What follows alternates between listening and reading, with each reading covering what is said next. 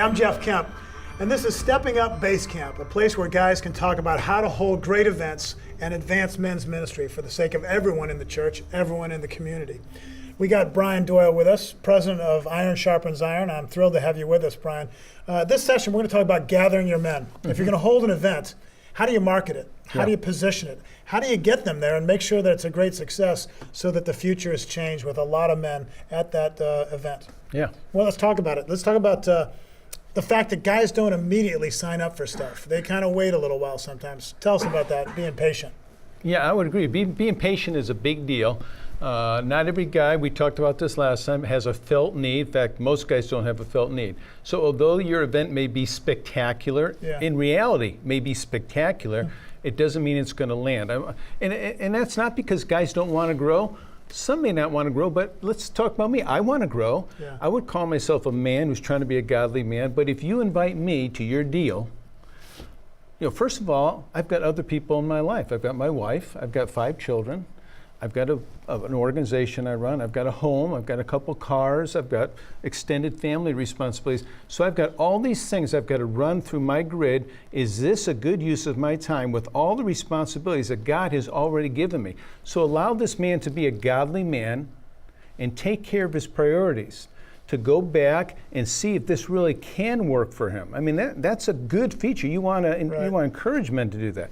So don't be a lot of pastors, they put out the announcement, they hope men sign up, they don't sign up, they call me, yeah, the guys aren't coming. Well, how much did you promote it? Well, we just promoted on Sunday, no one signed up. I go, just give it a little time. Be patient, men are different. And one of the key ways they're different isn't that promotion is enough. It's got to be a personal invitation. It's got to be a guy saying, hey, I'm going. Are you going with me? I'd love to have you come. Talk about that and what you've learned over the years about why it's so important to have the personal man-and-man invitation. It's really a join me principle. Join me. I mean, especially from the platform. You cannot go pointing to men, hey guys, we have an event I'd like you to go over there. Yeah. It's 2-3 weeks from now. It's on Saturday morning. Here's how you sign up. Immediately, every guy in the building saying, well, are you going?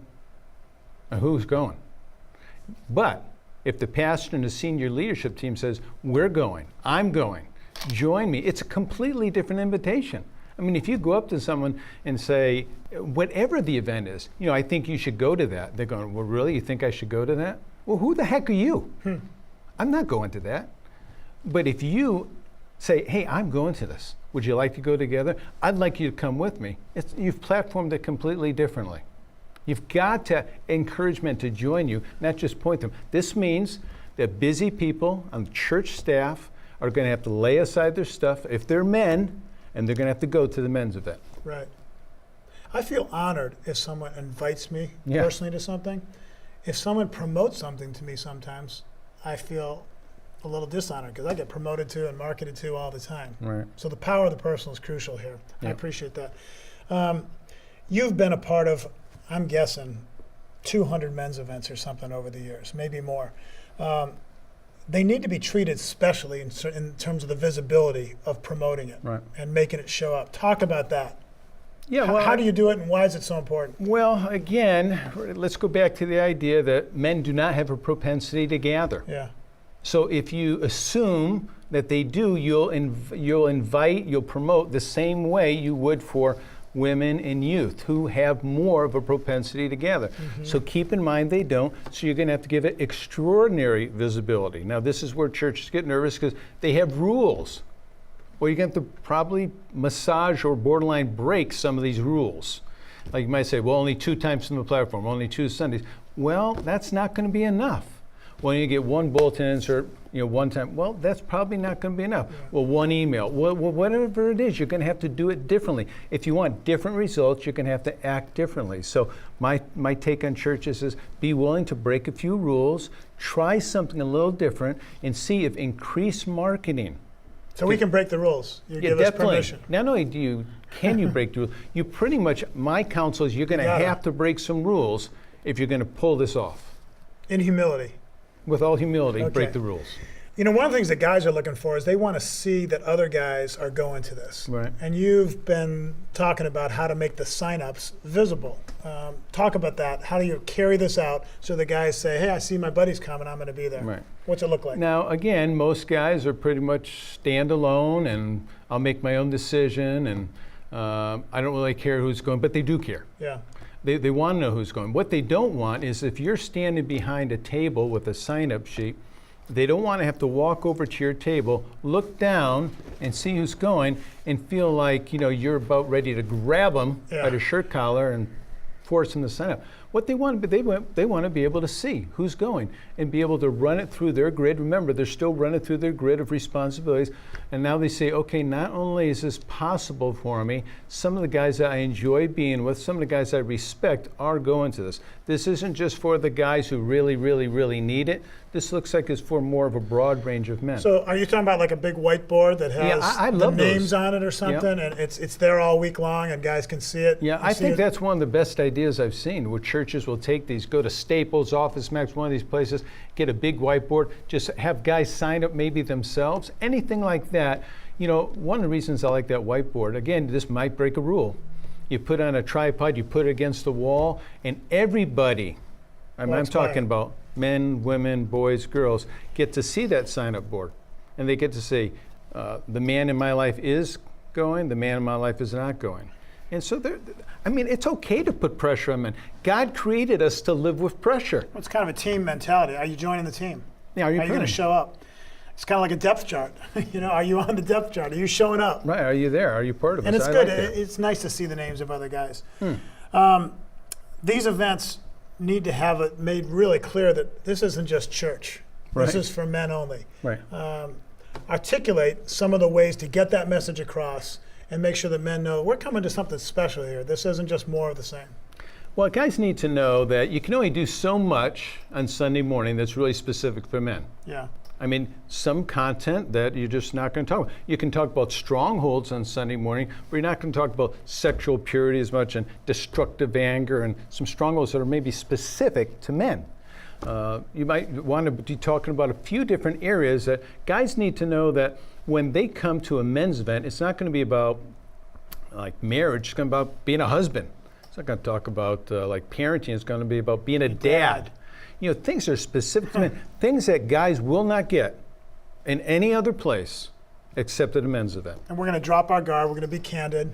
Right, there's going to be honesty, there's going to be openness, there's going to be vulnerability, and there's going to be transparency, which also does not really happen too much on Sunday morning because to some extent it's not appropriate. This is a place where guys, you're trusting God for what I call a masculine context where a man's guard begins to come down over time through the event and he begins to have dialogue. Remember, we want dialogue at these men's events where guys can process back and forth. And they kind of realize, oh, you go through that too. Yeah, it's hard for me. Or here's what I do. And they get to counsel one another and build one another up. I want to add something in here directly to pastors or elders, people that are in charge of the church service. Mm-hmm. One of the best things I've heard, and I know you've said this and you've encouraged churches to do it, and when a pastor releases the women and children from a church service 5 minutes early and keeps the men and says, guys, I want you to stay here, huddle down around me, sit here tight with me, and then he gives them a special vision, a special message, and he might not do this more than once or twice a year. It would make sense to do this in advance of such a men's event because they'd be experiencing that for men only nature and saying that's what this conference is going to be like, that's what this men's event is going to be like, that's what stepping up is going to be about when it's just us men. But I've got it's a great thing for pastors to do to release others and call the men and just speak to them for 4 or 5 minutes at the end of the service. What that does is it builds a church culture that values men. A lot of what we're talking about is going against a church culture that at present doesn't really value men, doesn't value men any more or different, or we pretty much are in a gender neutral church culture right now for the most part. And what we're trying to do is build a church culture that values men, build into men with those that they're responsible in mind. Let's talk to guys for a second about the power of the events that Stepping Up or Iron Sharpens Iron represents, being part of something bigger. Yeah. You're part of a movement. It's a national event in the sense that other men around the country or around the globe are also going through these events, and they are kind of kicking off a movement where men can regain their place as loving, humble, courageous servants, investors, not consumers. So talk about that national component. Well, let's talk about why that national presence is important. Okay. Because for the most part, churches have been doing men's stuff forever. I mean, men are there, churches do men's stuff. But a lot of the men's stuff has been kind of lame or poor or mediocre or not top-notch. Let's put it Boring that way. breakfast. Well, things that don't start on time, don't end on time, aren't specific to men. Some of the things that we would talk about as real distinctives of a real powerful men's event.